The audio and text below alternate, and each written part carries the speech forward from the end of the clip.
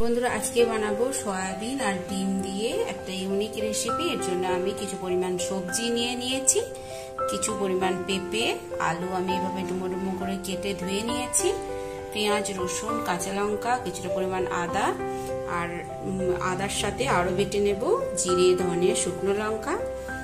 আর soybean আর ডিম দিয়ে যে পকোড়াগুলো বানাবো তার জন্য বেসন, 1 চিমটে নুন আর হলুদ নিয়ে নিয়েছি, টমেটো কেচাপ নিয়ে নিয়েছি, কিছুটা পরিমাণ সর্ষের তেল। ফোড়নের মধ্যে যেগুলো ব্যবহার করব সেগুলো হচ্ছে শুকনো লঙ্কা, 2টো এলাচ আর 2টো তেজপাতা, আর এই পরিমাণ নুন, হলুদ, মিষ্টি আমি নিয়ে নিয়েছি। তো দেখতে থাকুন আমি কিভাবে বানাই। সয়াবিনগুলো জল থেকে ভালো করে দুবার জল পাল্টে ধুয়ে আমি বেশ করে জল থেকে তুলে নিয়েছি। আপনারা চাইলে মিক্সার গ্রাইন্ডারে হালকা করে একবার ঘুরিয়ে নিতে পারেন, বেশি গুঁড়ো হয়ে গেলে বা বেশি বাটা হয়ে গেলে ভালো লাগবে না। তো এরকম করে আমি চটকে এটাকে ভাঙা ভাঙা করে নিচ্ছি।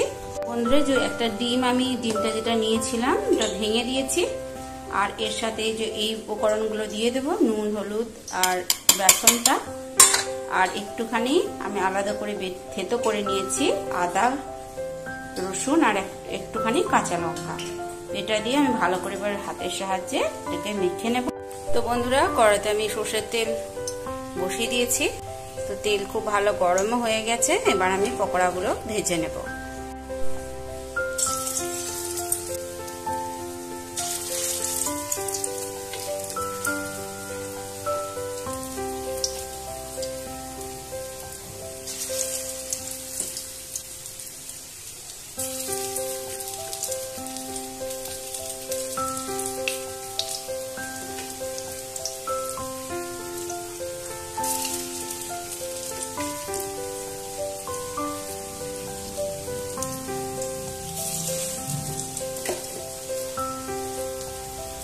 গ্যাসের ফ্লেমটা সবসময় লো টু মিডিয়ামে রেখে খুব ভালোভাবে পকোড়াগুলো ভেজে নিতে হবে।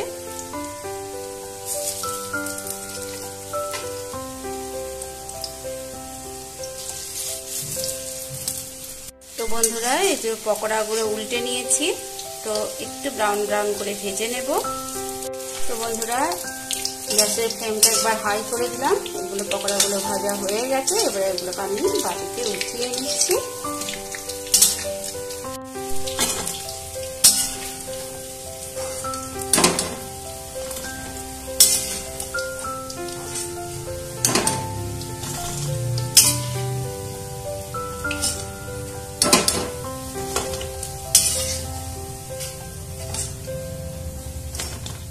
তো বন্ধুরা আলুটা আর পেঁপেটা আমি ভাতের হাঁড়ির মুখে 80% মতো কুক করে নিয়েছি। আপনারাও চাইলে এভাবে কুক করে নিতে পারেন, আবার তেলে ভেজেও করতে পারেন।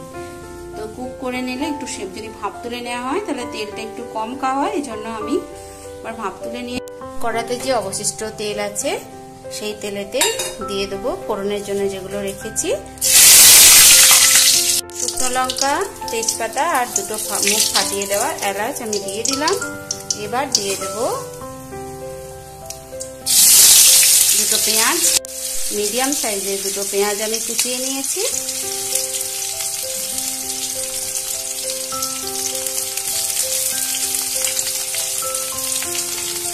দিয়ে একটু ভালো করে ভেজে নিচ্ছি। পেঁয়াজটা একটু ভাজা হয়ে গেছে, এবার দিয়ে দেবো থেতো করা রসুন। তো শিলপাটা আমি থেতো করে নিয়ে চলে এসেছি, এটাও একটু ভালো করে ভেজে নিচ্ছি। তো বন্ধুরা এই পর্যায়ে আমি এই ভাপ তুলে রাখা সবজিগুলো অ্যাড করে দিলাম।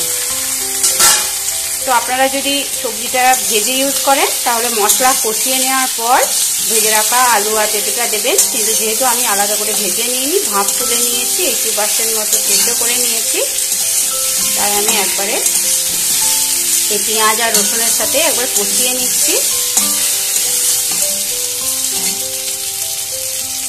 এবার দিয়ে দিচ্ছি পরিমাণ মতো নুন, হলুদ আর মিষ্টিটা।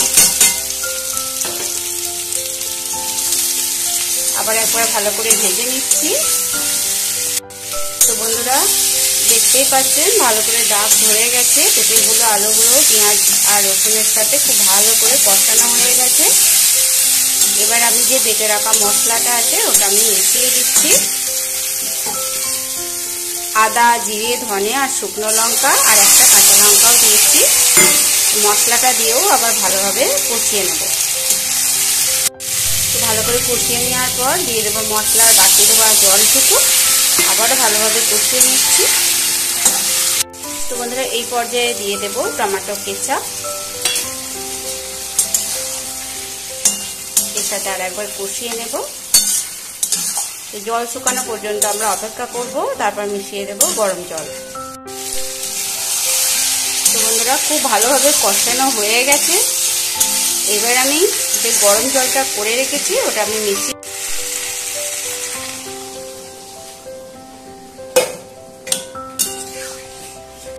তো বন্ধুরা খুব ভালোভাবে ফুটে উঠেছে। এবার এই ভেজে রাখা পকোড়াগুলো আমি দিয়ে দিচ্ছি,